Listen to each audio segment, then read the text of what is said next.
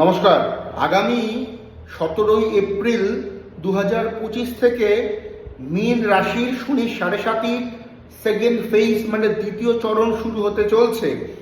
এবং শনি যদি আপনাদের জন্মকুণ্ডলিতে, আপনাদের নবাংশ চার্টে, আপনাদের ভাবচক্রে, আপনাদের দশমাংশ চার্টে অশুভ অবস্থায় থাকে, অশুভ নক্ষত্র ডিগ্রি নিয়ে থাকে, সেক্ষেত্রে কিন্তু 7.5 সেকেন্ড এবং থার্ড ফেজ প্যাথেটিক হতে চলছে মীন রাশির জাতক জাতিকাদের।